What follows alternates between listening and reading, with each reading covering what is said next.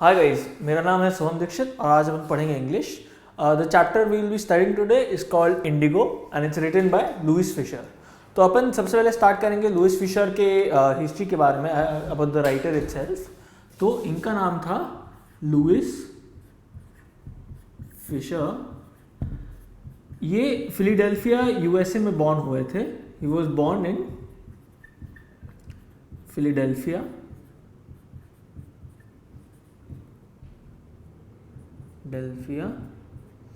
And ये इनने गांधी जी के ऊपर पूरी एक बुक लिखी हुई है जिसका नाम है the life of Mahatma Gandhi.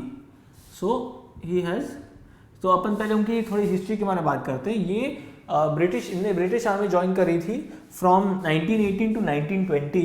So he was in the British army from 1918 to 1920। और ये प्रिंसटन के he was one of the most renowned professor वहाँ पर। एंड इनकी जो बुक महात्मा गांधी के ऊपर लिखी हुई है उसको बहुत अच्छा माना जाता है। It's been reviewed by lot of people and उनको बहुत क्रेडिबिलिटी दी जाती है इसके लिए, because he it's suppose to be the best book written on Mahatma Gandhi. So he wrote the life of Mahatma Gandhi. महात्मा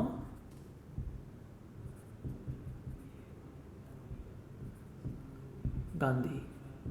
सो आज जो अपन चैप्टर पढ़ेंगे ये महात्मा गांधी की लाइफ के बारे में एक एक्सपर्ट है उस बुक में से छोटा सा पार्ट है जिसमें से अपने को इंडिगो की कहानी पता चलेगी। इंडिगो एक टाइप की क्रॉप थी जो अपने देश में उगाई जाती थी।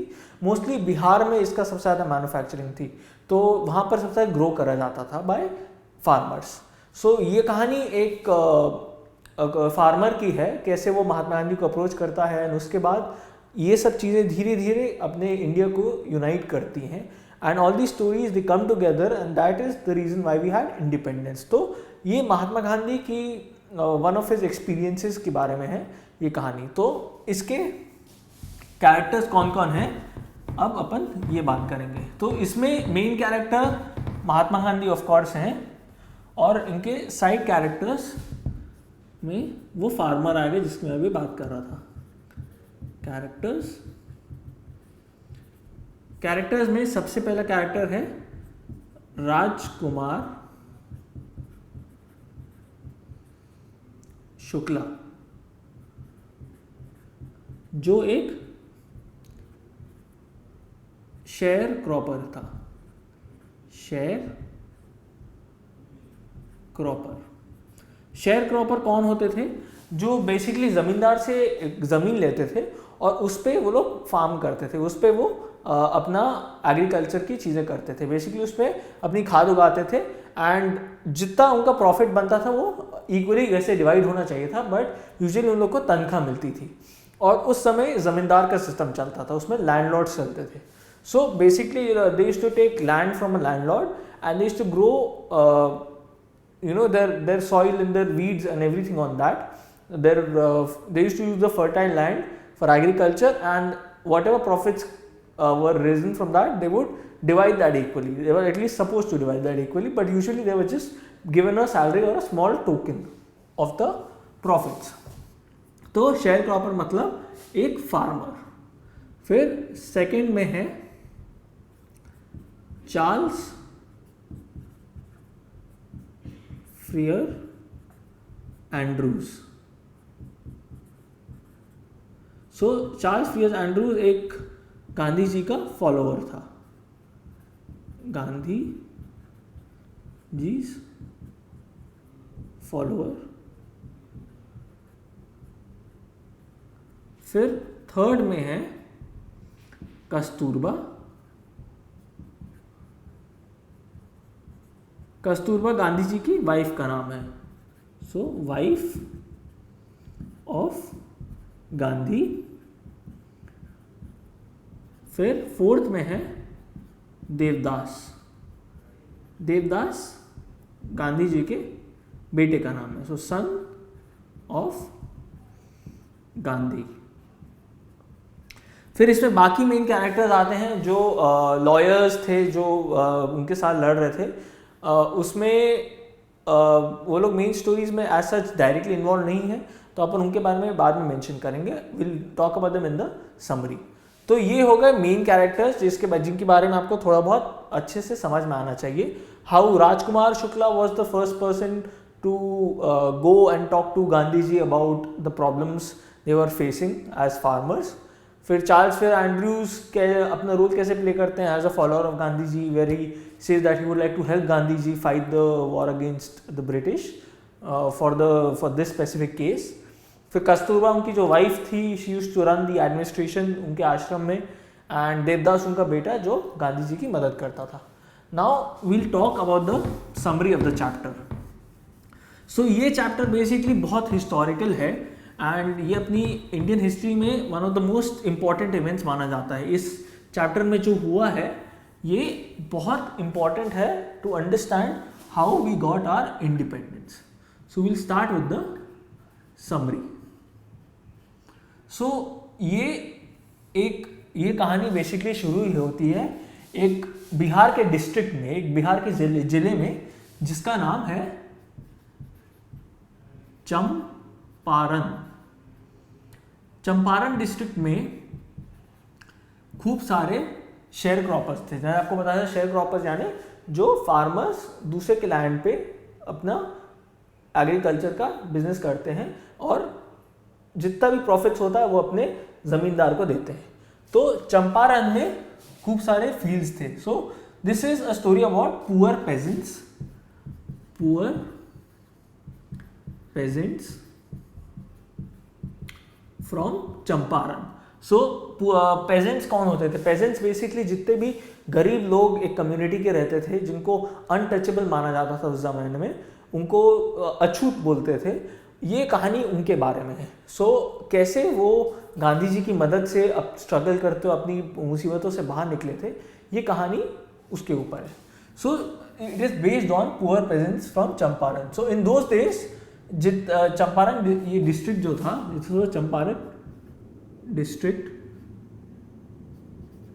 चंपारण डिस्ट्रिक्ट में जितने भी एग्रीकल्चर के लैंड होते थे they were mostly owned by Englishman. तो जितना भी लैंड था वो सब ब्रिटिशर्स का था। So it used to be large estates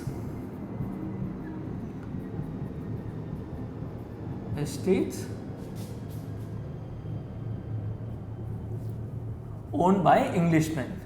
सो उस जमाने में जितने भी बड़ी बड़ी ज़मीनें थी ये सब इंग्लिशमैन के पास रहती थी।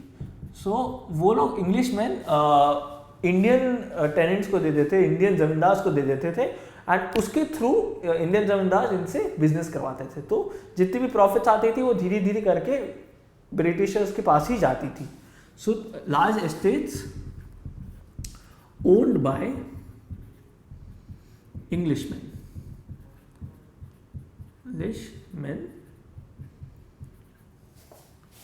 given to Indian tenants, जिनको अपन जमींदार बोलते थे, जमींदार। सो बेसिकली इसमें जो सबसे बड़ी क्रॉप जो उगाई जाती थी उसका नाम था Indigo. So the largest commercial crop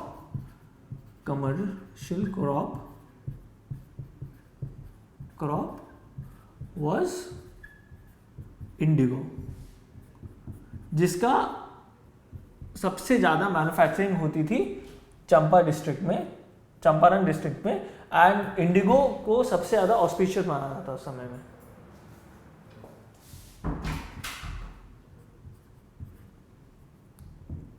So the commercial crop there was indigo. Now what happens is that जो लैंडलॉर्ड्स थे वहाँ के, जो जमींदार थे, उनने ये डील बनाई थी that all tenants जितने भी वहाँ के जमींदार थे, they all had to make sure that 15%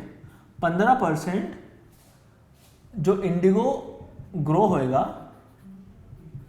वो उनको 15% of the indigo was to be to be surrendered.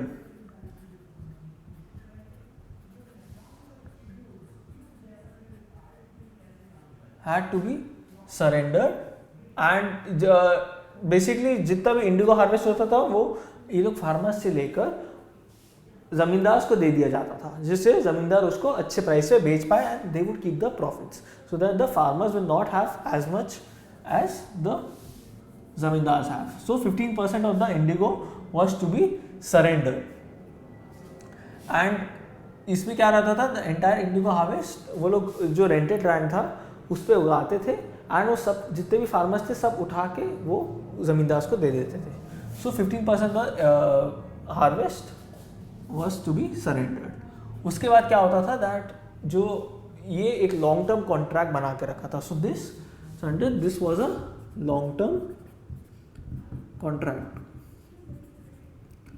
Long term contract मतलब एक बहुत बड़ी एक लंबे समय के लिए उनने पेपर में लिखित में ले लिया था कि आपको जितनी भी आप चीज़ें उगाओगे वो आपको 15% मेक श्योर करना है कि आपको सरेंडर करना ही पड़ेगा. और हर फार्मर्स के साथ ये कहानी थी. सो what happens is that the British didn't need the indigo crop anymore when the Germans had developed synthetic indigo. So Britishers को इंडिगो की ज़रूरत तब नहीं थी जब जर्मन्स ने एक टेक्नोलॉजी निकाली थी जिसमें सिंथेटिक इंडिगो निकलने लग गया था. तो because of that original Indigo because महंगा पड़ता था उनने उसका प्रोडक्शन कम करवा दिया और वो बोला कि अब हमें मार्केट में इसकी ज़रूरत नहीं है. तो इस चीज़ पे वो लोग जो लोअर फार्मर्स थे उनको एक्सप्लॉइट करते थे. So German synthetic indigo changed the market. So German synthetic indigo जो था उसने मार्केट को बदल दिया. Now what happens is that अब बिकॉज ये लोग प्रॉफिट बना नहीं पा रहे थे, लैंडलॉर्ड वाले इंडिगो अब बेच नहीं सकते थे बिकॉज अब उनके पास चीपर ऑल्टरनेट आ गया था, वो था German synthetic indigo. So what they do is that उससे वो लोग एक अग्रीमेंट से निकालने के लिए फार्मर्स को फंसाने के लिए वो लोग क्या करते हैं that to release the peasants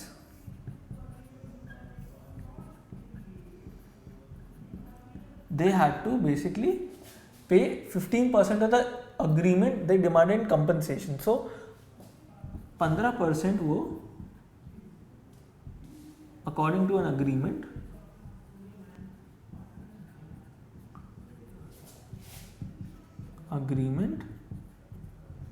had to be surrendered.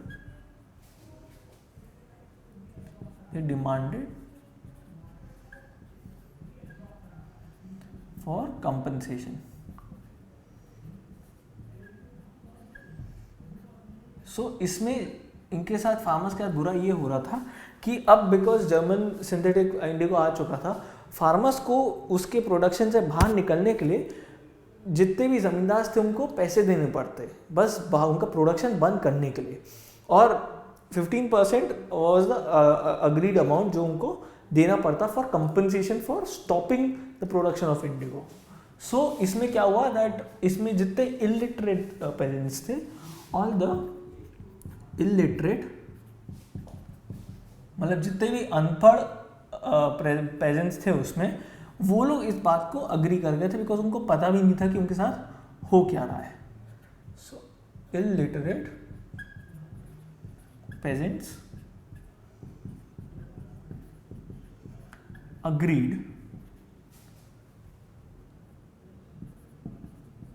सो कुछ फार्मर्स थे जिनको लगा कि यार ये क्या हमारा नुकसान तो वैसे ही हो रहा है, उसके ऊपर से हम अपने नुकसान के लिए इनको और पैसा दें. तो कुछ थे जिनने मना कर दिया था. So some refused.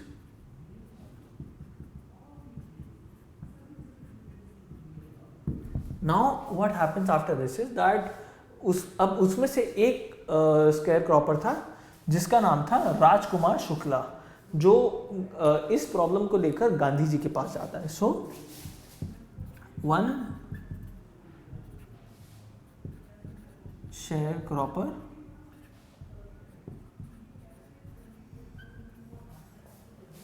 named Rajkumar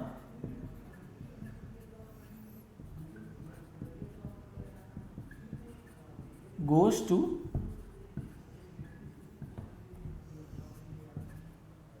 meet Gandhi ji.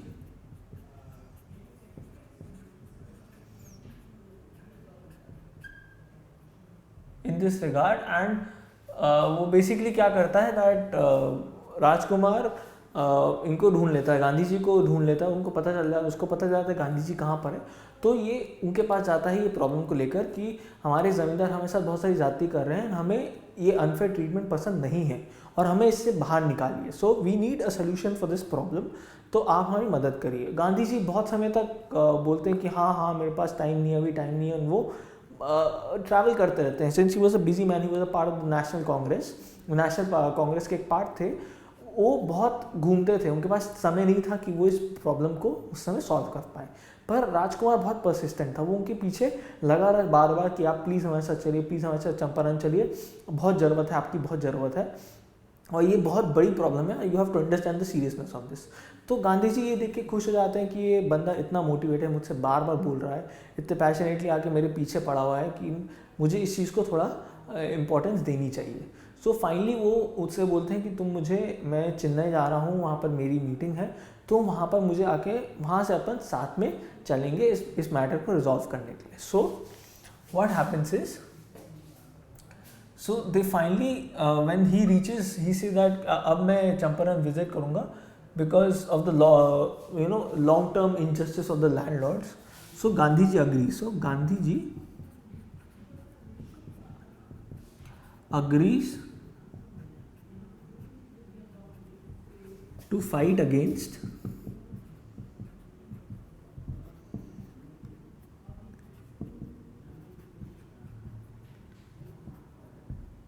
the, so Gandhi ji basically उससे बोलते हैं कि चलो अपन इस प्रॉब्लम को रिजॉल्व करने वहाँ से चलते हैं। So from Chennai they head to Patna, Bihar. So Gandhi ji agrees to fight the long term injustice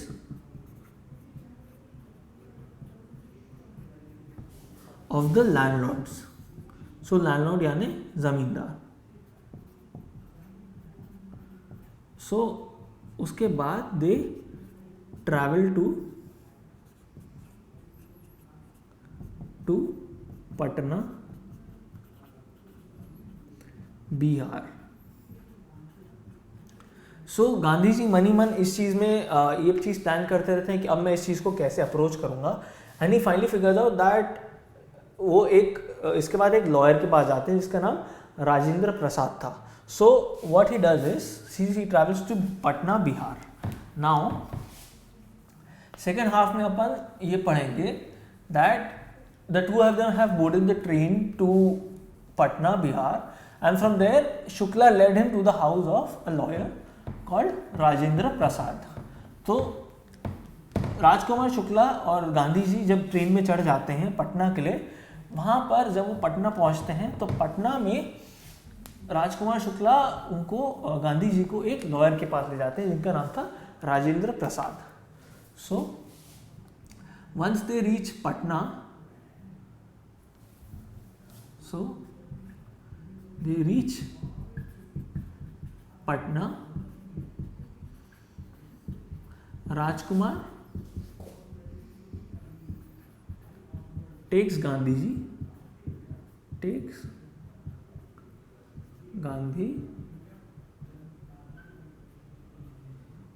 ji to a house, to the house of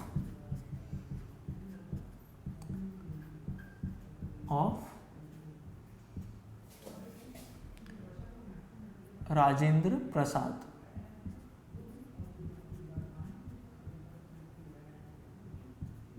सो ये लोग जब राजेंद्र प्रसाद जी के घर पहुंचते हैं, सो उनको ये पता चलता है कि राजेंद्र प्रसाद उस समय वहाँ पर नहीं है। So when they reach there, उनको जो उनके सर्वेंट्स थे राजेंद्र प्रसाद के, वो वहाँ उनको मिलते हैं। तो वो बोलते हैं कि हमारे मास्टर तो आप हैं नहीं, एंड वो इसको राजकुमार को रिकग्नाइज कर जाते हैं कि अरे ये तो वही बंदा है जो हर रोज़ आता रहता है, हमारे साहब जी को परेशान करता रहता है। तो उसको वहाँ पर बैठने देते हैं। पर वहाँ पर आप अपने को ये सीन दिखाया जाता है कि कितना इनजस्टिस होता है अनटचेबल्स और पेजेंट्स के साथ। जितने भी सर्वेंट्स रहते हैं वो उनको वहाँ पर पानी पीने नहीं देते हैं, और वो सोचते हैं कि गांधी जी भी एक पेजेंट है। So what we see here is that Mahatma Gandhi's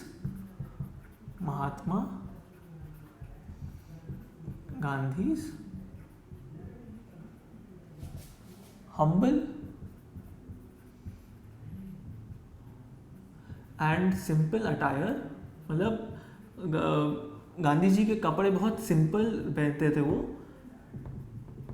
attire मतलब कपड़े। Made the servants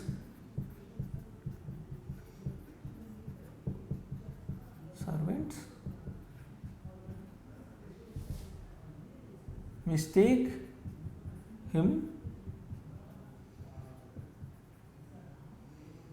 to be a peasant।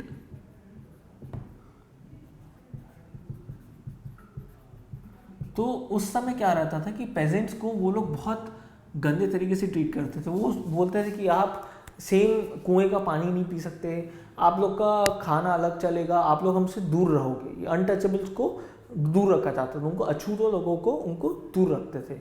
वो साथ में पानी नहीं पीने देते और साथ में खाने भी नहीं देते थे। सो महात्मा गांधी जब राजेंद्र प्रसाद जी के घर पे बैठे रहते हैं तो उनके सर्वेंट्स उनको पानी भी नहीं पीने देते वहाँ का, ये बोल के कि आप पेजेंट हो, आपको ये लग्जरी नहीं मिलेगी। सो what happens is that he surveyed before taking any vital step in order to get those peasants justice। so finally वो जब राजेंद्र प्रसाद जी से मिलते हैं, so what he does is that Gandhi ji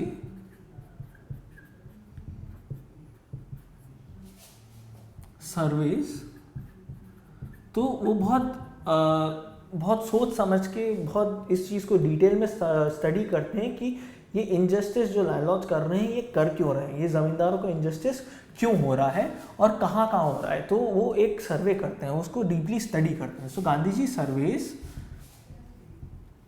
before taking any action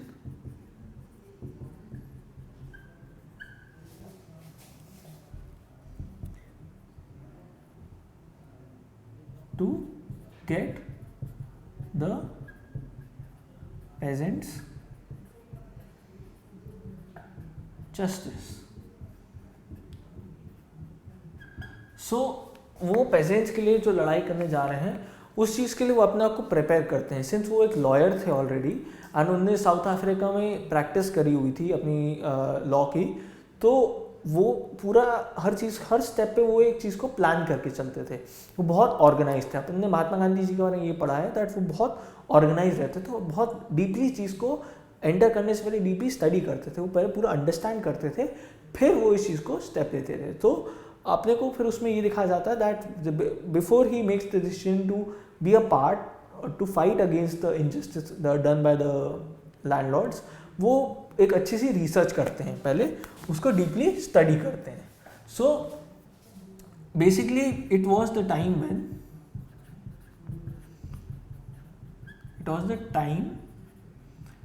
when Britishers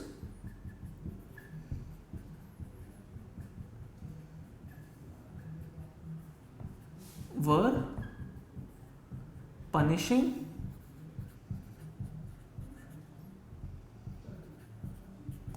those who in any condition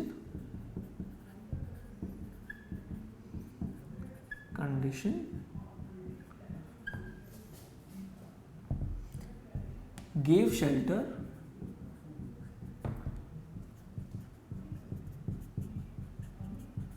to national leaders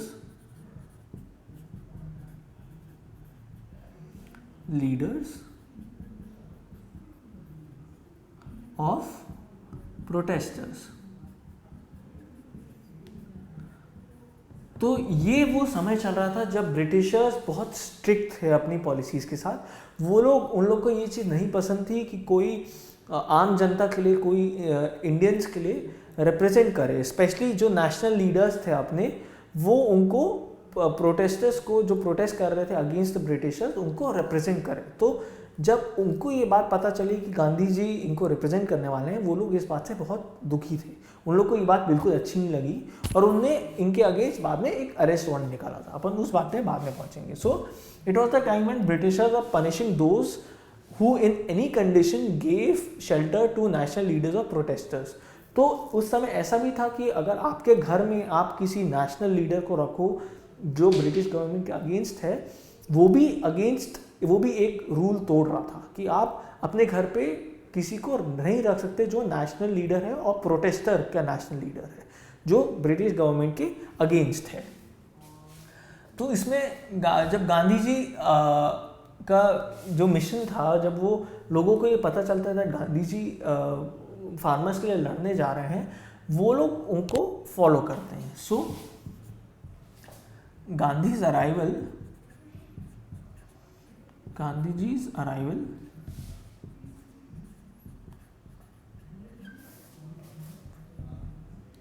and the nature of his mission।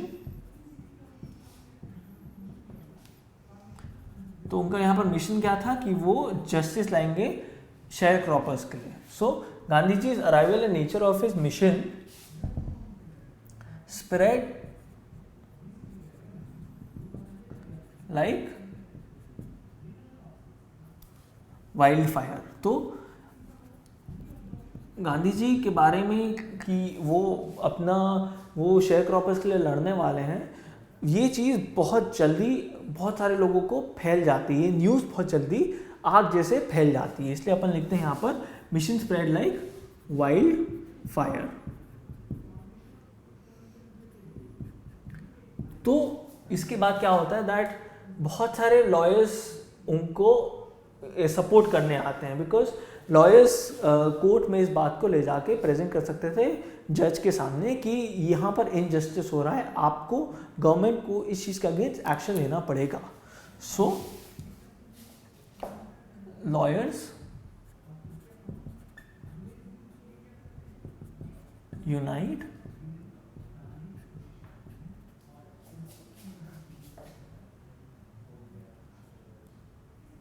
सो जितने भी lawyers रहते हैं, they basically lawyers unite to meet Gandhi ji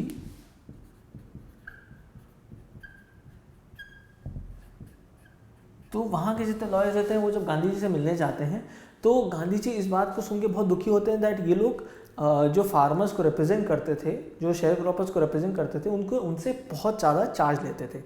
So they were very expensive. They were too expensive for the farmers to bear. So lawyers unite to meet Gandhi ji, and Gandhi ji is disappointed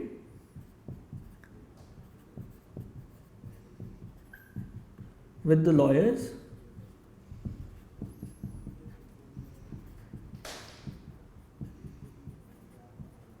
for charging the farmers। सो गांधी जी इस बात को सुन के बहुत दुखी होते हैं that ये जो बेचारे गरीब शेयर क्रॉपर्स हैं, इनको ऑलरेडी इतनी प्रॉब्लम हो रही है, उसके ऊपर ये जिससे मदद मांगने चाहते हैं ये उनसे और पैसे लेते रहते हैं। तो सब लोग आखिरी में जाके बेचारे शेयर क्रॉपर्स के पीछे पड़े हुए हैं, उन्हीं से सब पैसे ले रहे हैं। तो ये बात सुन के गांधी जी बहुत गुस्सा होता है कि जो लॉयर्स थे वो खुद भी उनसे पैसे लेते रहते हैं। सो what happens after that is कि वो गांधी जी डायरेक्ट जाके लॉयर्स से बात करते हैं कि तुमने इनको गलत चार्ज किया, तुम लोग का हक नहीं बनता है, that you should be supporting them, like तुम जिस रीजन से लड़ रहे हो तुम उस चीज़ के लिए इन लोग से कैसे चार्ज कर सकते हो जो ऑलरेडी बेचारे इतने गरीब हैं, and asking them for money is wrong. So उसके बाद क्या होता है that Gandhi ji rebuke them for collecting big fees from the sharecroppers. So अगले पॉइंट पर अपन लिखेंगे that Gandhi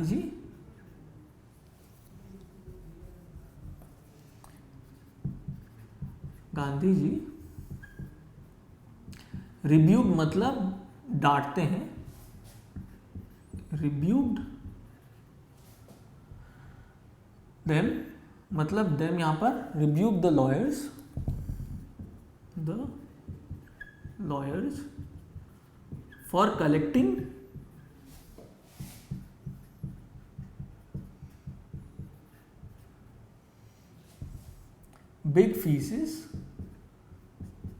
big fees from sharecroppers.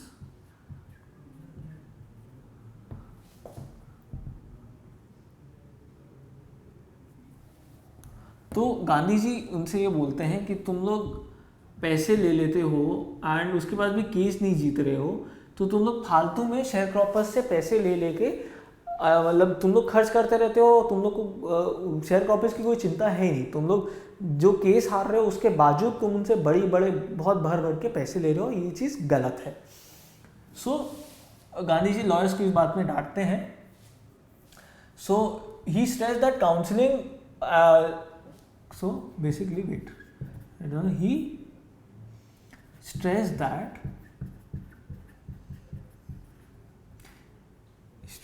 on counseling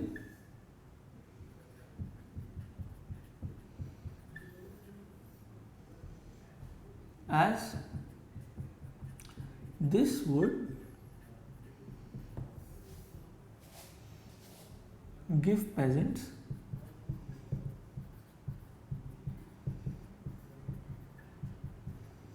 enough confidence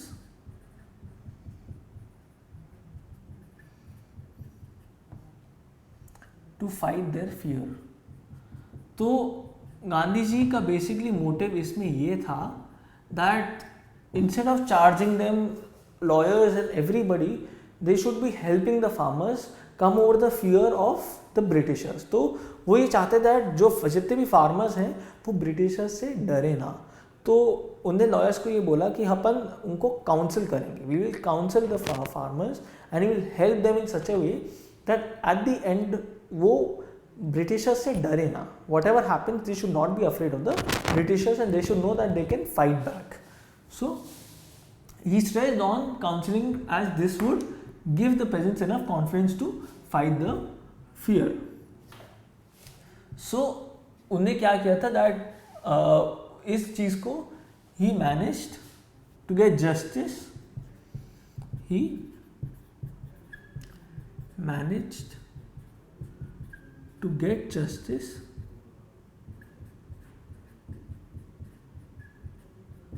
for the peasants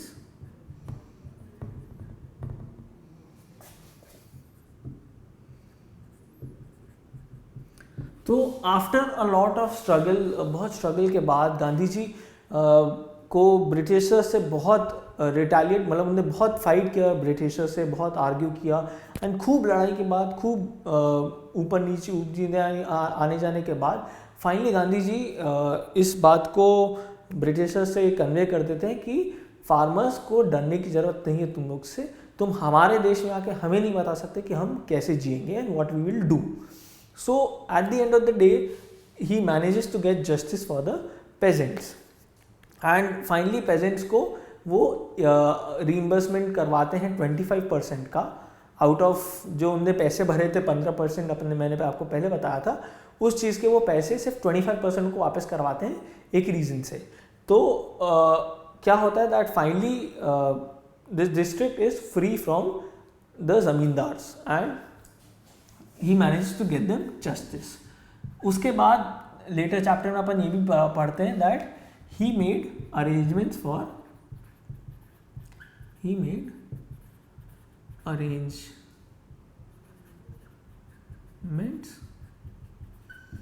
for education, health and hygiene.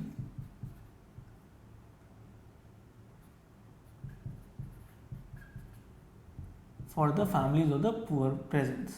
सो जब सब खत्म हो जाता है तो अपन ने चैप्टर में देखते हैं कि गांधी जी जितने भी गरीब फैमिलीज रहती, जितने भी पेजेंट्स रहते हैं, उनके लिए एजुकेशन, हेल्थ और हाइजीन, 3 चीज़ में वो फोकस करके वहाँ की लाइफस्टाइल उनकी इम्प्रूव करवा देते हैं पेजेंट्स की। So he made arrangement for education, health and hygiene for the families of poor peasants and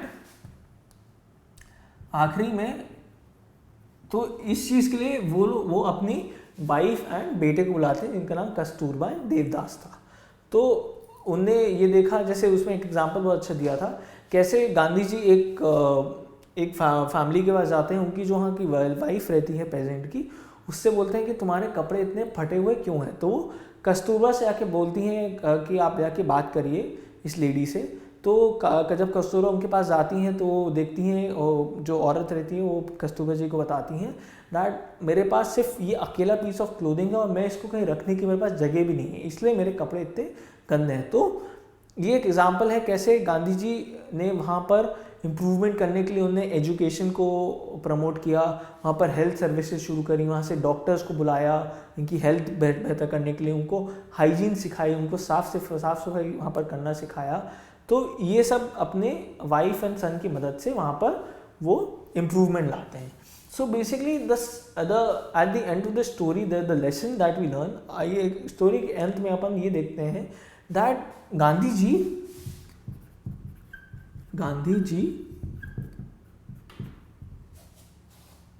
gave them a lesson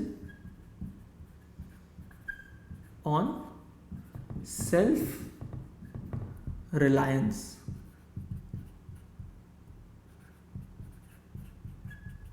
तो इस पूरे स्टोरी का सार बेसिकली ये है दैट गांधी जी ने सबको ये सेल्फ रिलायंस का मतलब समझाया। सेल्फ रिलायंस क्या होता है, मतलब कि मैं खुद अपने आप कोई काम कर सकता हूँ बिना किसी मदद के, बिना किसी के इन्फ्लुएंस से, बिना किसी की हेल्प से मैं कोई भी काम बहुत अच्छे से कर सकता हूँ। और ये चीज़ का कॉन्फिडेंस उनने सब फार्मर्स को दिया। तो ये हो गई चैप्टर की समरी। अब अपन इसके जो मेन पॉइंट्स हैं जिसके ऊपर आपको क्वेश्चंस आएंगे वो चीज़ अपन अब कवर करेंगे। सो ये की पॉइंट्स आप जब पढ़ लेंगे तो आपको स्टोरी के बेसिक सार समझ में आ जाएगा। मैं आपको ये रेकमेंड करूँगा कि आप एक बार पूरी स्टोरी अच्छे से पढ़ें और उसके बाद ये की पॉइंट्स पढ़ेंगे तो आपको सब जितने भी इम्पोर्टेंट पॉइंट्स हैं वो सब याद हो जाएंगे। So now we will study the key points.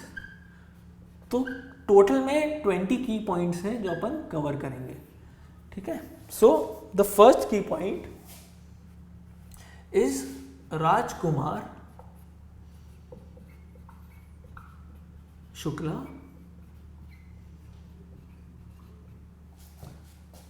a poor sharecropper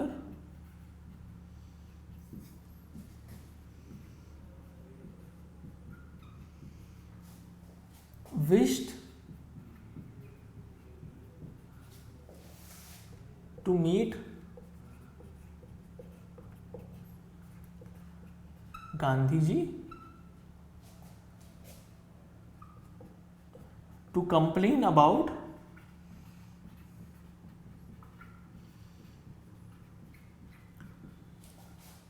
the injustice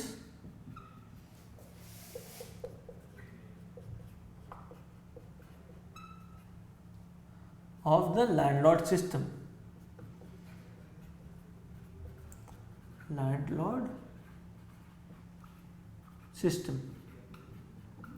सो सबसे पहला स्टोरी का पॉइंट ये है दैट राजकुमार शुक्ला एक पुअर शेयर क्रॉपर था, पुअर फार्मर था, जो गांधी जी से मिलना चाहता था, उनको इस प्रॉब्लम के बारे में बताने जो इनजस्टिस था लैंडलॉर्ड सिस्टम को, जो ज़मींदारी की प्रॉब्लम्स थी जो ये फार्मर्स फेस कर रहे थे, उस बारे में वो गांधी जी से चर्चा करना चाहता था। ये हो गया सबसे पहला point.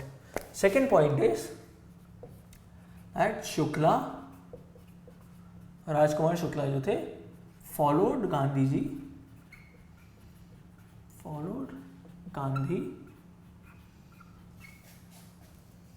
Everywhere.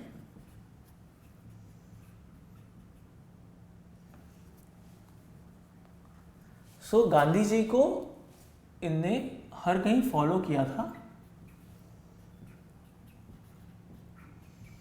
So Shukla followed Gandhi ji everywhere and begged him to come. Begged him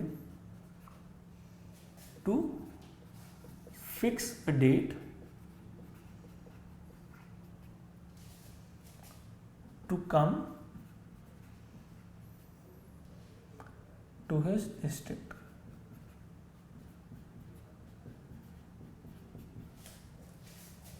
सो इस पॉइंट पे सेकेंड पॉइंट में ये होता है दैट अपन देखते हैं कि शुक्ला, जो राजकुमार शुक्ला था, वो गांधी जी के पीछे पड़ा रहता है कि आप मुझे एक डेट बताइए, आप कब मेरे डिस्ट्रिक्ट में आएंगे और ये प्रॉब्लम को आप रिजॉल्व करेंगे। So third point is that Gandhi ji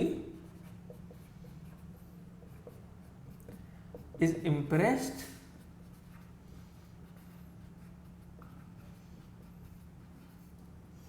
with his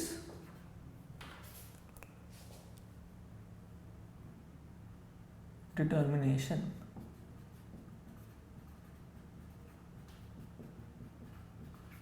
and he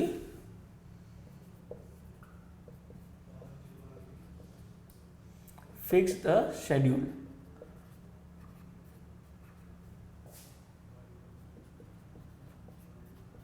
तो गांधी जी इस शुक्ला के परसिस्टेंस और बार बार उनके पीछे पड़ने से बहुत इम्प्रेस हो जाते हैं कि वो कितने अपने पैशन से इस चीज़ के पीछे पड़े हैं कि गांधी जी उनके साथ आएँ और कंसिस्टेंटली उनके पीछे पड़े रहते हैं। तो इस बात से गांधी जी बहुत खुश हो जाते हैं कि इसका पैशन देखिए, इस चीज़ के पीछे इसका मोटिवेशन देखिए, एंड उस चीज़ के लिए वो उनको एक स्केड्यूल बना के देते हैं कि मैं इस समय यहाँ पर आऊँगा एंड इस प्रॉब्लम को अपन रिजॉल्व करेंगे। So the fourth point is that Gandhi and Shukla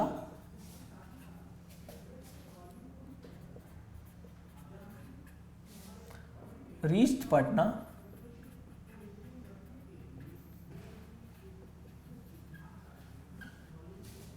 to meet doctor Rajendra Prasad Shukla. So doctor Rajendra Prasad से मिलने ये लोग पटना पहुंचते हैं। Gandhi ji and Shukla reached Patna to meet doctor Rajendra Prasad, but he is out of town. So जब शुक्ला और गांधी जी राजेंद्र प्रसाद जी के घर पे पहुंचते हैं तो उनको पता चलता है दैट वो शहर से बाहर हैं, वो घर पे नहीं है। So the fifth point is, पांचवा पॉइंट है, दे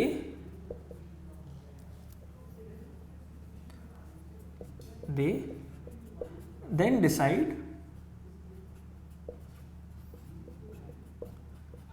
to go to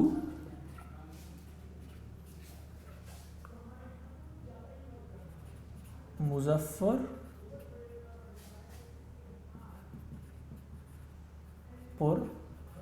तो गांधी जी और शुक्ला फाइनली ये डिसाइड करते हैं कि अब अपन मुजफ्फर जाएंगे, जो उस डिस्ट्रिक्ट का बहुत इंपॉर्टेंट लोकेशन था, एंड वहाँ से वो लोग और पता लगाएंगे कि इस डिटेल के बारे में कि फाइनली वहाँ पर हो क्या रहा है, उस डिस्ट्रिक्ट में प्रॉब्लम क्या है, इस चीज़ को समझने के लिए वो लोग मुजफ्फर ट्रैवल करते हैं. So they then decide to go to Muzaffarpur first to get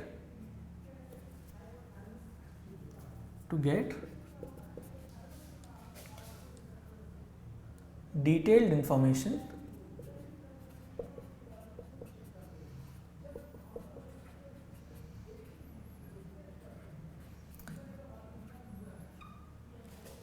about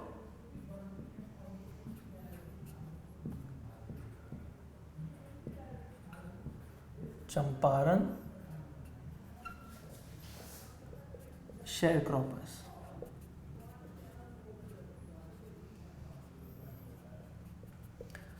तो वो लोग मुजफ्फरपुर जाते हैं डिटेल इंफॉर्मेशन गेन करने के लिए, उसको डेप्थ में समझने के लिए कि प्रॉब्लम क्या है about the Champaran district.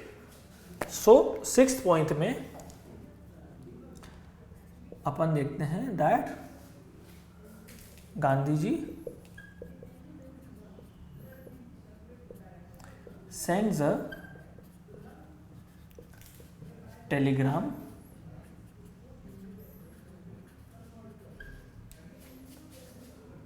to J.B.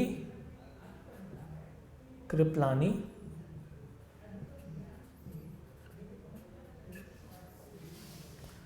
and stayed.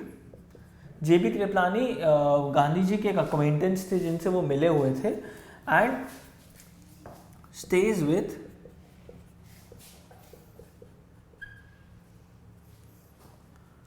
Professor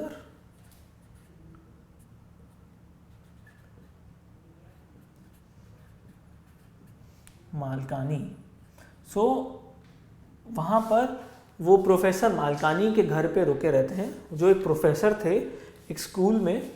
so he stays with professor Malkani, a government servant school. So government servant.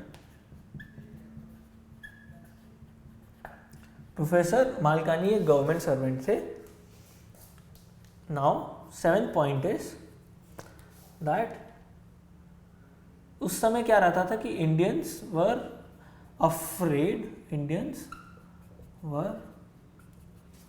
Afraid to show sympathy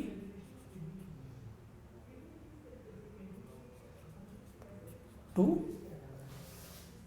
supporters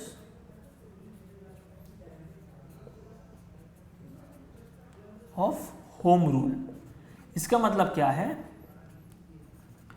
that उस समय जितने भी लोकल्स थे वो लोग, जितने भी इंडियन लोकल्स थे वो लोग इस बात से डरते थे कि ब्रिटिश गवर्नमेंट उनको पनिश करेगी कि हम उन टाइप के लीडर्स को प्रमोट कर रहे हैं जो इंडिया को फ्री रखना चाहते हैं, जो होम रूल में बिलीव करते हैं. होम रूल मतलब घर का रूल. घर का रूल मतलब क्या, उस देश में जो लोग रहते हैं उनके हाथ में चीज़ें, जो बिलीव करते थे कि India should be independent, should be free from Britishers, उन लोग के अगेंस्ट बेसिकली ब्रिटिशर्स थे. एंड उस चीज़ से इंडियंस डरते थे कि सिंस ब्रिटिशर्स उनके अगेंस्ट थे, कहीं हमें पनिशमेंट ना मिले इनसे सिंपथाइज करने के लिए, इनकी मदद करने के लिए.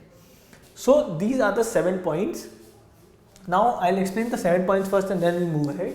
तो सबसे पहले अपन देखते हैं Rajkumar Shukla, poor sharecropper, wish to meet Gandhi ji. He followed Gandhi ji everywhere and begged him to fix a date to come to the Champaran district. Now Gandhiji is impressed with his determination and he fixes the date. 4th point में Gandhiji and Shukla reach Patna to meet Dr. Rajendra Prasad, but he is not home. यहाँ पर अपन ने पहले देखा था that इनके साथ एक एक्सपीरियंस होता है जहाँ पर अनटचबिलिटी की बात आती है, जहाँ पर अछूतों की बात आती है, दैट गांधी जी को पानी भी नहीं दिया जाता उस सेम वेल से जहाँ से बाकी लोग पानी पीते थे, because he was considered a peasant like Shukla. So then after that they decide to go to Muzaffarpur and get detailed information about Champaran sharecroppers. तो मुजफ्फरपुर ये लोग जाते हैं इंफॉर्मेशन गेन करने के लिए, अंडरस्टैंड करने के लिए कि एग्जैक्टली प्रॉब्लम क्या है चंपारण डिस्ट्रिक्ट के शेयर क्रॉपर्स के साथ, उनके साथ क्या इंजस्टिस हो रहा है, इस चीज़ को डिटेल में अंडरस्टैंड करने के लिए वो लोग मुजफ्फरपुर जाते हैं। सो गांधी जी वहाँ पर एक टेलीग्राम भेजते हैं JB कृपलानी को, एंड वो प्रोफेसर मालकानी के साथ रहते हैं जो वो एक गवर्नमेंट सर्वेंट थे। सादे पॉइंट में अपन देखते हैं दैट इंडियंस उस समय they were afraid to show sympathy towards supporters of home rule. So Indians उस समय डरते थे उनकी मदद करने के लिए जो भारत को आज़ाद करना चाहते थे, जो भारत को फ्री करना चाहते थे, वो लोग उन लोग से डरते थे। So now we'll do the other points. जो आगे की कहानी है उसमें क्या क्या होता है अब अपन वो चीज़ कवर करेंगे। सो बेसिकली अभी अपन ने मिडिल ऑफ द स्टोरी में आ गए हैं जहाँ पर गांधी जी फाइनली चंपारण डिस्ट्रिक्ट पहुँच चुके हैं, और अब वहाँ पर क्या होता है अपन ये चीज़ अब डिटेल में पढ़ेंगे। So point number 8 is the news of Gandhi ji, news of Gandhi ji's arrival spreads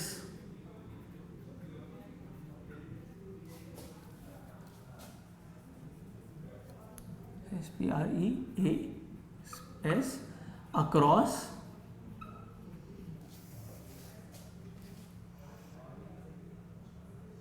sharecroppers।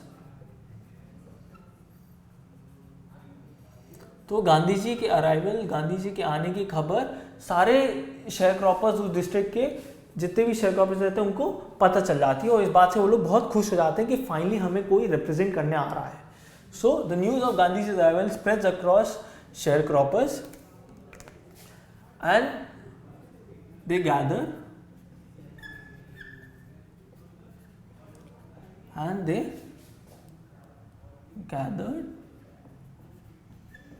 In large numbers. तो वो गांधी जी से मिलने वहाँ पर खूब सारे बिग नंबर्स में पहुँच जाते हैं, in large numbers to meet him. So Gandhi ji के अराइवल की बात बहुत जल्दी शेयर क्रॉपर्स के पास पहुँच जाती है सारे वहाँ उस डिस्ट्रिक्ट के, एंड वो लोग लार्ज नंबर्स में सब मिल के गांधी जी के पास आते हैं। Now the 9th point is Gandhi ji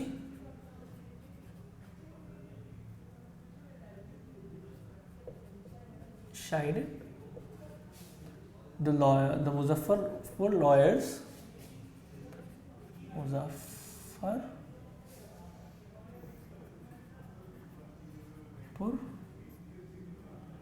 lawyers, for taking high fees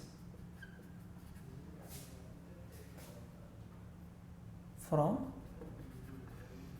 poor sharecroppers।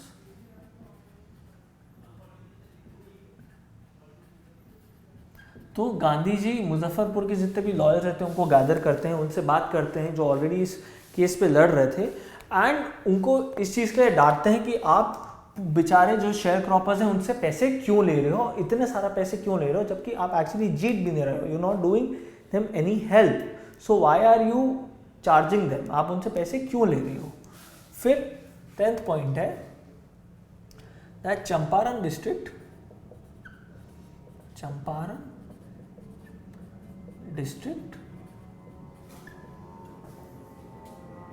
was divided into estates। सो गांधी जी जब इस चीज़ को डिटेल में पढ़ना शुरू करते हैं तो उनको ये पता चलता है दैट जो चंपारण डिस्ट्रिक्ट था, it was divided into estates owned by English people. तो वहां की जितनी जमीन थी वो अंग्रेज लोगों के हाथ में थी। वो उन लोग अंग्रेज लोगों की जमीन उनने लेके रखी हुई थी। जितनी भी जमीन वहां पर थी, जितने शेयर क्रॉपर्स जिस जमीन पे काम करते थे, वो अंग्रेजों की थी। So it was owned by English people and Indians were only tenant farmers. तो वहाँ के जितने ज़मींदार थे वो बेसिकली इस चीज़ पे रहते थे दैट वो लैंड था इंग्लिश लोगों का, इंग्लिशमैन का था, अंग्रेज़ों का था, एंड उस पे इंडियन टेनेंट्स काम करते थे, उस पे इंडियन लैंडलॉर्ड ज़मींदार काम करते थे जो ये पेजेंट से काम करवाते थे। तो बेसिकली वो लैंड ये ज़मींदारों का भी नहीं था, वो इंग्लिश लोगों का था, वो अंग्रेज़ों का था। तो इस कारण से वो बहुत कंट्रोवर्शियल लैंड बन चुका था एक तरीके से, कि आप इंडियन ज़मींदार को फंसा ही नहीं सकते थे बिकॉज उनको इम्यूनिटी थी, वो बचे रहते थे बिकॉज वो एक्चुअली लैंड वो फॉरेनर्स का था, वो इंग्लिश में जेंटलमैन का था। तो they could not do anything about it. तो बिकॉज वो अंग्रेज़ों का लैंड था, उनके अगेंस्ट एक्शन नहीं लिया जा सकता, उनके पास ये प्रोटेक्शन था कि वो उनका कुछ नहीं बिगाड़ सकते। So the 11th point is that landlords were compelled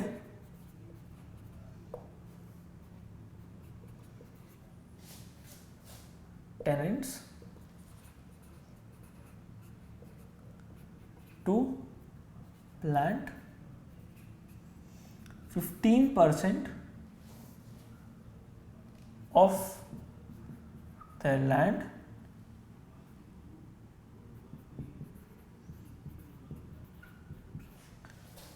with indigo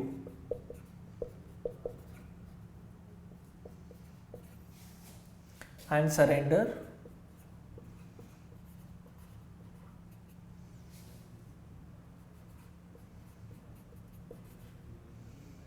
their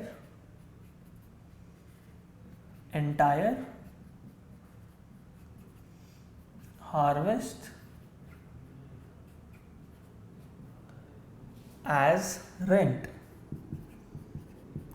तो बेसिकली होता क्या था उस समय दैट इनने फोर्स करके रखा था ये शेयर क्रॉपर्स को, ये टेनेंट्स को, दैट आपको 15% जितना भी आपने लैंड में उगाओगे आपको इंडिगो उगाना ही उगाना है।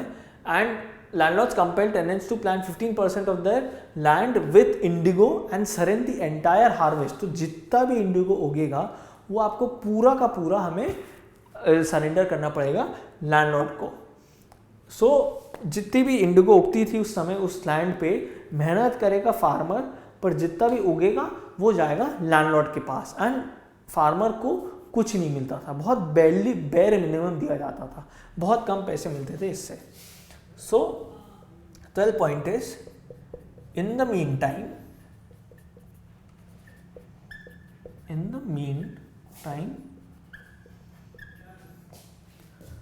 Germany had developed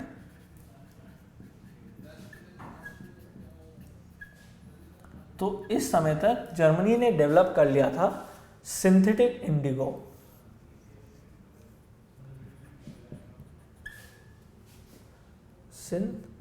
synthetic indigo. So इस समय तक जर्मन्स ने सिंथेटिक इंडिगो बना दिया था, आर्टिफिशियल इंडिगो बना दिया था, जो एक्चुअल इंडिगो को कम्पीट कर रहा था, और उस चीज़ के कारण वो लोग परफॉर्मेंस नहीं दे पा रहे थे। So now because synthetic indigo had enter the market, ये लोग लॉस बना रहे थे। So in the mean time Germany had developed synthetic indigo. Now the British landlords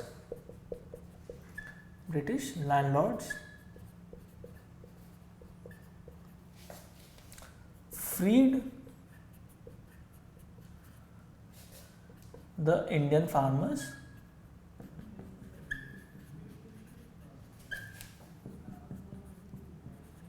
तो जितने भी इंडियन फार्मर्स थे, ब्रिटिशर्स ने उनको ये बोला that from 15% arrangement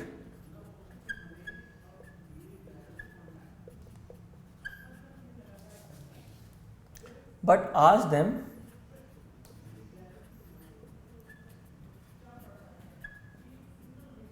to pay compensation.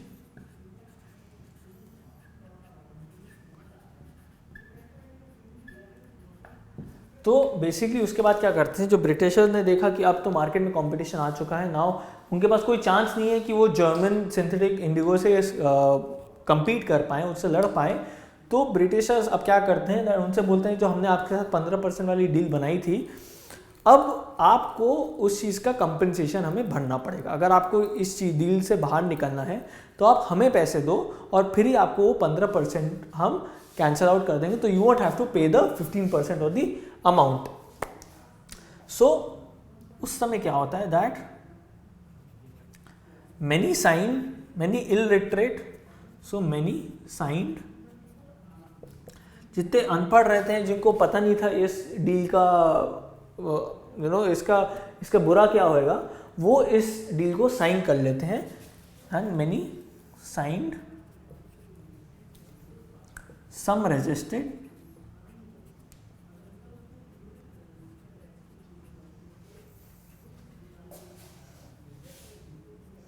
engaged,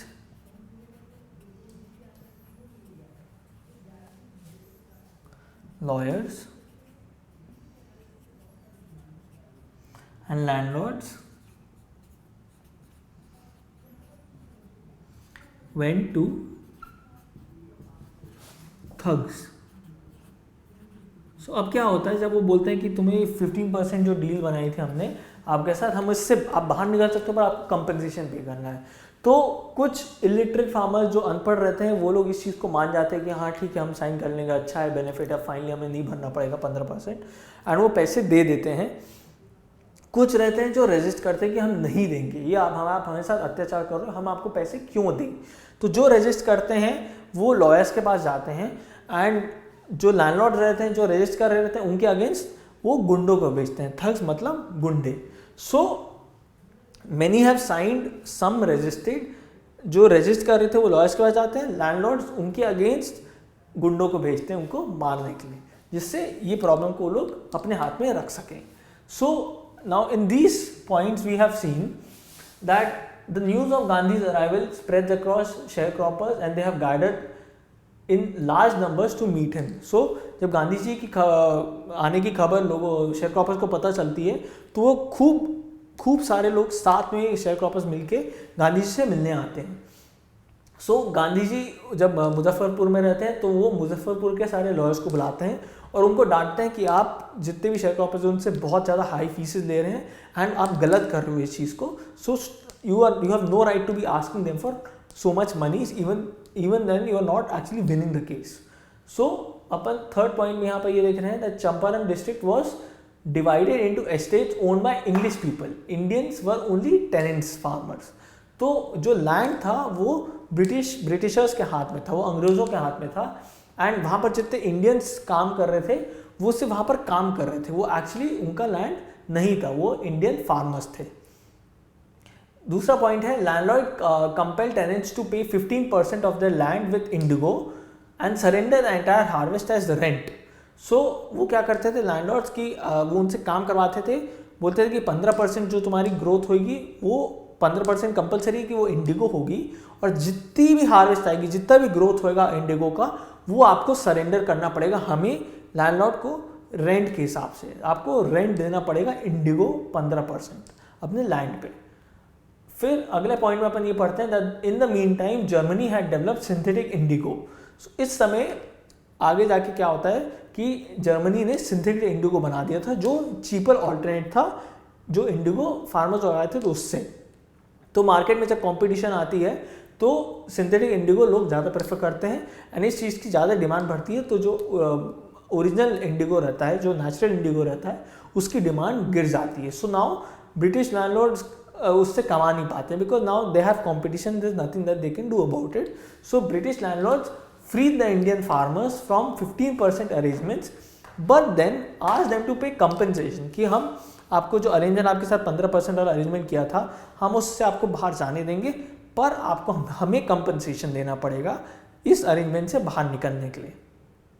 सो बहुत सारे इलिटरेट, बहुत सारे अनपढ़ लोग रहते हैं जो इस चीज़ को साइन कर जाते हैं, बट कुछ रहते हैं जो रेजिस्ट करते हैं, लॉयर्स के पास जाते हैं, और इन जो लॉयर्स के पास जाते हैं उनके अगेंस्ट लड़ने के लिए जो लैंडलॉर्ड्स रहते हैं, जो ये ब्रिटिशर्स रहते हैं, वो गुंडों को भेजते हैं. They send thugs to fight against those who have resisted. So अपन ने इस पॉइंट में ये देखा कि गांधी जी के अराइवल के बाद क्या होता है, how they have, Gandhi ji आते साथ ही क्या समझते हैं, and what information he has gathered in Muzaffarpur. So the next point that we will be studying now is when Gandhiji reaches Champaran district, what difference does he make? Gandhi ji के वहाँ पहुँचने के, Champaran district पहुँचने के बाद वो वहाँ पर क्या बदलाव लाते हैं, अब ये देखेंगे. So the 14th point is Gandhi has reached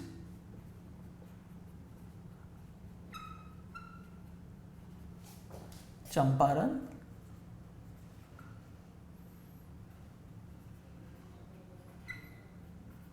district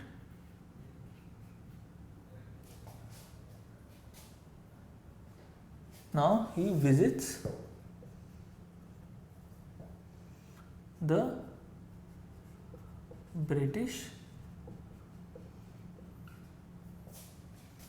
Landlord Association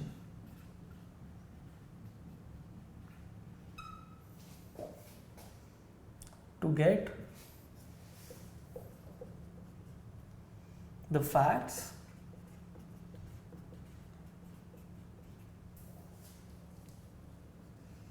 but denied as he is outsider.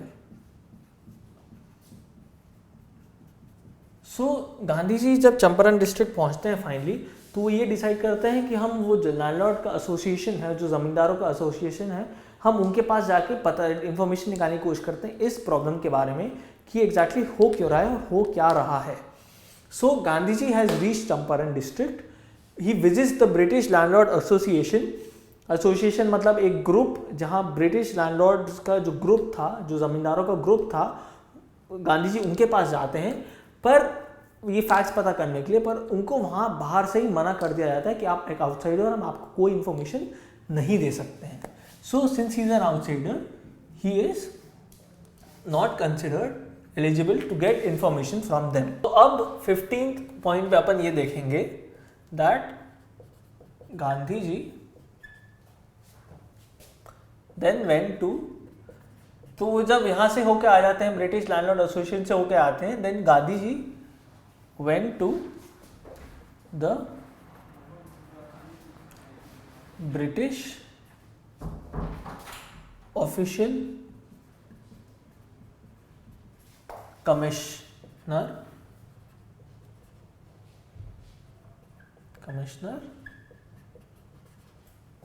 who asked him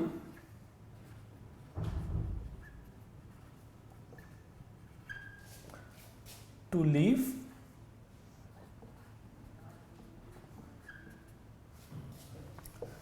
tree हट. तो गांधी जी अब क्या करते हैं, जब उन्हें देखा कि वो लैंडलॉर्ड एसोसिएशन तो रिस्पॉन्ड नहीं कर रहे हैं, तो गांधी जी ट्री हट जाते हैं ब्रिटिश ऑफिशियल कमिश्नर से मिलने के लिए कि इस प्रॉब्लम के बारे में आप जवाब दीजिए. किसी को तो क्रेडिबिलिटी लेनी, मतलब लेना पड़ेगा कि ये गलती हो क्या रही है और इसको अपन ठीक कैसे कर सकते हैं. इस प्रॉब्लम को वो नोटिस में लाने के लिए ब्रिटिश ऑफिशियल कमिश्नर के पास जाते हैं, ट्री हट में थे. तो जो कमिश्नर रहते हैं वो गांधी जी को बोलते हैं कि आप ट्रीहट छोड़ के यहाँ से चले जाइए। तो the commissioner asked him to leave Tirhut. So Gandhi ji disobeys. Gandhi ji बोलते हैं कि मैं यहां से छोड़ के नहीं जाऊंगा। Gandhi ji disobeyed and went to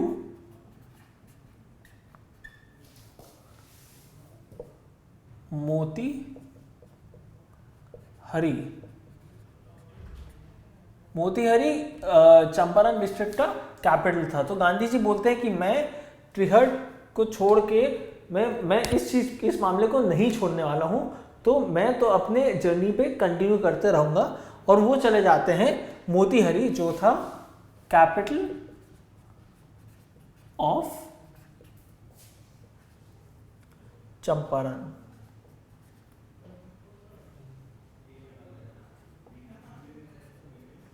सो वो चंपारण डिस्ट्रिक्ट के कैपिटल में चले जाते हैं, जहां पर where a vast multitude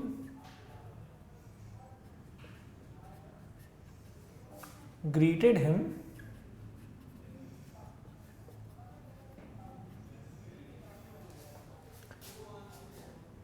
and he continued his investigation.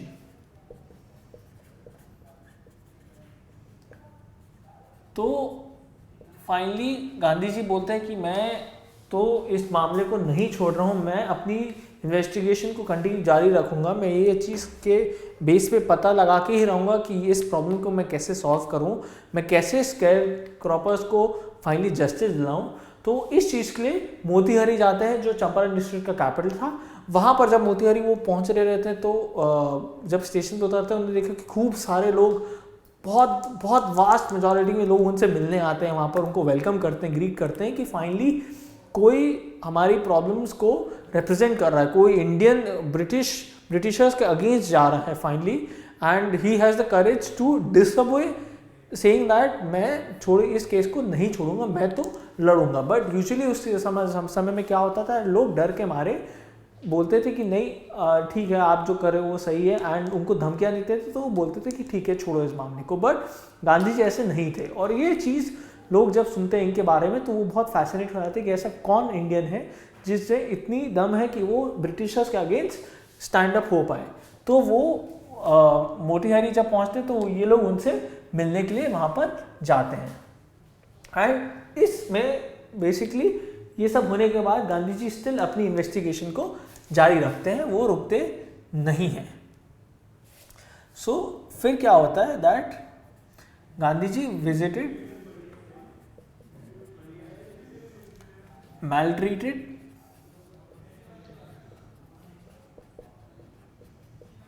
villagers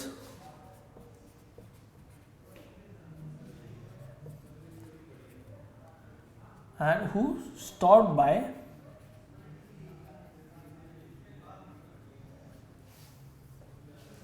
the police superintendent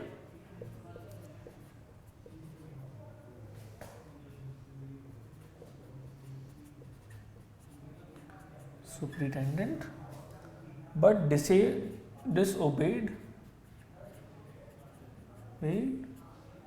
the order. सो अब क्या होता है दैट गांधी जी वहाँ पर जितने भी इल ट्रीटेड, मतलब जिनसे बहुत गंदे तरीके से बिहेव करा जाता है, जहाँ के जितने विलेजर्स थे, जिनके साथ मैल प्रैक्टिस हुई थी, जिनके साथ फ्रॉड किया था, जिनके साथ गलत किया गया था, गांधी जी उनसे जाके मिलते हैं। एंड इसी समय क्या होता है दैट जो पुलिस सुपरिटेंडेंट रहते हैं वो गांधी जी के पास जाते हैं और बोलते हैं कि तुम्हें इस मामले को छोड़ना पड़ेगा, तुम ऑर्डर डिसोबे नहीं कर सकते हो, तुम यहाँ पर गलत करो, तुम्हें इस चीज़ के लिए अरेस्ट कर लिया जाएगा, तुम्हें कोर्ट जाना पड़ेगा, तुम्हें इस चीज़ की पनिशमेंट मिलेगी। सो गांधी जी बोलते हैं कि मैं तो नहीं रोकने वाला हूँ, आपको जैसा करना आप कर लीजिए। सो उसके बाद क्या होता है, 17th is Motihari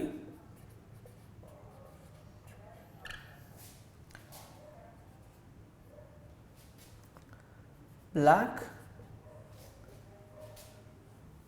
So he comes to Motihari, he comes back to Motihari. So he comes back to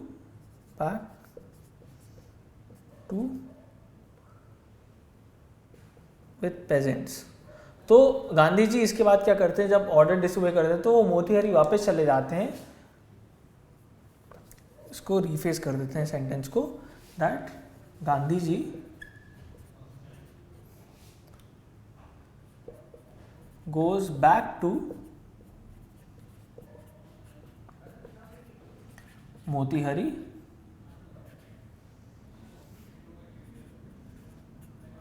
with the peasants. So जिनके साथ गलत हो रहा था, जितने स्केयरक्रॉपर्स के साथ गलत हो रहा था, जो पेजेंट्स के साथ गलत हो रहा था, उनके साथ वापस मोतीहारी चले जाते हैं और वहाँ पर स्पॉन्टेनियस डेमोन्स्ट्रेशन करते हैं. स्पॉन्टेनियस डेमोन्स्ट्रेशन मतलब वहाँ पर जाके प्रोटेस्ट करते हैं कि आप हमारे साथ अहिंसा कर रहे हैं, आप हमारे साथ गलत कर रहे हैं, हम इस चीज़ के अगेंस्ट अपनी आवाज़ उठाएंगे, इस चीज़ के अगेंस्ट लड़ेंगे और हम आपसे डरते नहीं हैं. ये वो ब्रिटिशर्स को दिखाने के लिए वो प्रोटेस्ट करते हैं. So Gandhi ji goes back to Motihari with peasants and does spontaneous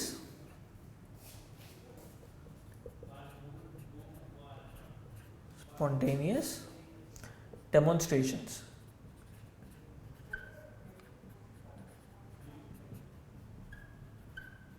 So उसके बाद क्या होता है, दैट गांधी जी को इसके बाद अरेस्ट कर लिया जाता है.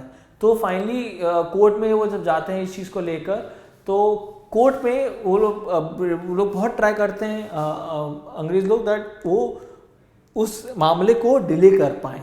और गांधी जी इस चीज़ को बार बार प्रोटेस्ट करते रहते हैं कि तुम लोग इस चीज़ को वंस एंड फॉर ऑल यहीं पर ख़त्म करोगे, you will not drag this along, मतलब आप इसको ज़्यादा एक्सटेंड नहीं करोगे, इस केस को आप अभी आप रिजॉल्व करोगे. सो गांधी जी को वो लोग अरेस्ट करने की कोशिश करते हैं एंड फाइनली ये डिसीजन लिया जाता है that Gandhi ji goes on bail. So Gandhi ji उसे बोलते हैं कि आप बेल भरिए, मतलब आप पैसे भरिए और आपको छोड़ दिया जाएगा. गांधी जी मना कर देते, तो उसके बाद गांधी जी को रिलीज करते थे विदाउट बेल, बिना पैसे के वो गांधी जी को रिलीज कर देते हैं. So Gandhi ji is released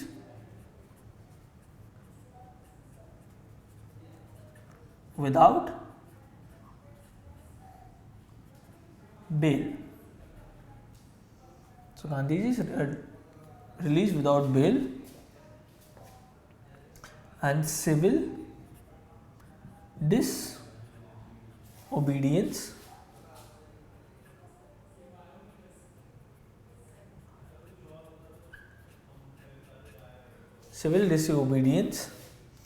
has triumphed.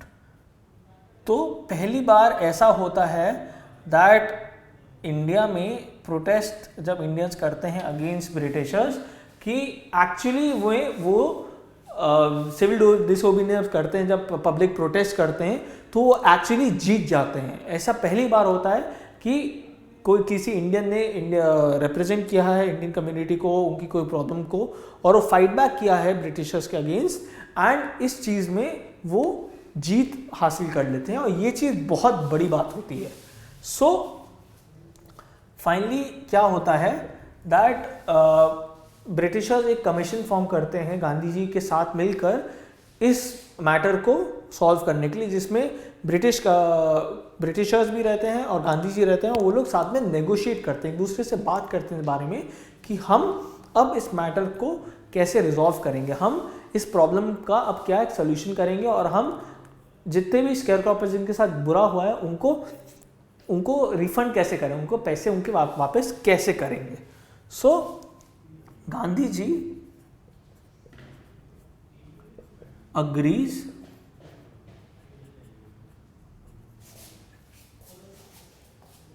to 25% refund.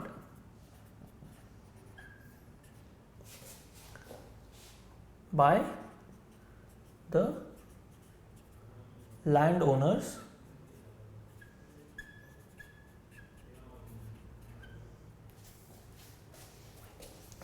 it symbolizes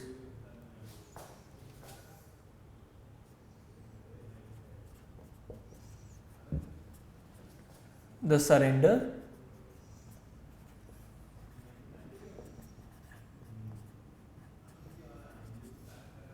of the prestige। तो ब्रिटिशर्स उनको एक, गांधी जी को एक ऑफर बेसिकली देते हैं कि हम 25% वापस करेंगे और गांधी जी उस चीज़ को मान जाते हैं। तो एक्चुअली ब्रिटिशर्स ये एक्सपेक्ट कर रहे थे कि गांधी जी बोलेंगे कि हमें 100% वापस शेयर क्रॉपर्स को उनके पैसे देने चाहिए, पर गांधी जी बोलते हैं कि नहीं, हमें 50% देना चाहिए। तो फाइनली नेगोशिएशन के बाद वो लोग 25% पे आ जाते हैं एंड गांधी जी सबको ये समझाते हैं कि मैंने पूरा अमाउंट इसलिए नहीं मांगा because of the fact that वो एक सिंबलाइजेशन है कि उनसे अब हमने उनको दिखा दिया दैट हम उनको हरा सकते हैं, that we are better than them, that we are not afraid of them, कि हम उनसे ब्रिटिशर से नहीं डरते हैं। तो हमें पैसे से मतलब नहीं, हमें ये दिखाना था कि हम उनसे नहीं डरते हैं। So Gandhi ji agrees to 25% refund by the land owners. It symbolizes the surrender of the prestige, PRESTIG, Prestige.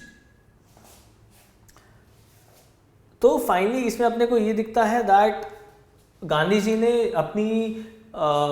अपने परसिस्टेंस से ब्रिटिशर्स के ये निकाल लिया दैट हम आपको पैसे भी वापस कर देंगे एंड इवन तो हम फुल अमाउंट नहीं वापस कर रहे हैं, हम 25% वापस कर रहे हैं, but at the end of the day Indians जो थे वो फाइनली अपराइज हो चुके हैं। अब उनका कॉन्फिडेंस आ चुका है कि हम ब्रिटिशर से कम नहीं हैं, कोई हमारे देश में आके हमें नहीं बता सकता कि हम गलत हैं और हम उनके अगेंस्ट, मतलब हम उनके अंडर आते हैं। So this is what is proved by the protest that Gandhi ji does. So now what 19th point that we write is that Gandhi ji forms socio-economic reforms। सो जीत के बाद गांधी जी उस एरिया के लिए सोशल इकोनॉमिक रिफॉर्म्स बनाते हैं, मतलब वहाँ की जो सोशल कंडीशन रहती है, इकोनॉमिकल कंडीशन रहती है, उसको इम्प्रूव करने के लिए वहाँ पर वो हेल्थ सर्विसेज, एजुकेशन सर्विसेज और हाइजीन इम्प्रूव करने के लिए वहाँ पर सर्विसेज प्रोवाइड करते हैं। He calls for his wife Kasturba and Devdas his son to come and help him with that. तो वहाँ पर वो जो स्टैंडर्ड ऑफ लिविंग थी वो बेहतर करने के लिए वहाँ पर रिफॉर्म्स बनाते हैं। Now the last point is Gandhi ji teaches self reliance। तो गांधी जी आखिरी में सबको, तो बेसिकली क्या होता है, एक समय पे जो उनके फॉलोअर रहते हैं चार्ल्स फ्रेयर एंड्रूज, वो उनसे बोलते हैं कि वो इस इनिशिएटिव में आके मदद करना चाहते थे अगेंस्ट टू से speak against the British. And Rajendra Prasad और राजकुमार शुक्ला ये सब जो रहते हैं वो बहुत खुश हो जाते हैं कि चलो अब फाइनली हमारे साथ एक ब्रिटिशर खुद होएगा जो ब्रिटिशर के अगेंस्ट लड़ेगा। पर गांधी जी इस चीज़ के अगेंस्ट रहते हैं, वो बोलते हैं कि ऐसा नहीं अपन करेंगे, बिकॉज अपन सेल्फ रिलायंट है, अपन खुद बिना मदद के उनको दिखा सकते हैं दैट अब उनसे काम अपन नहीं है, we are better than the Britishers and we are not their followers, that अपन उनसे बिल्कुल नीच नहीं है, अपन खुद भी उठ के उनके अगेंस्ट वॉइस अपनी उठा सकते हैं, वो हमें दबा नहीं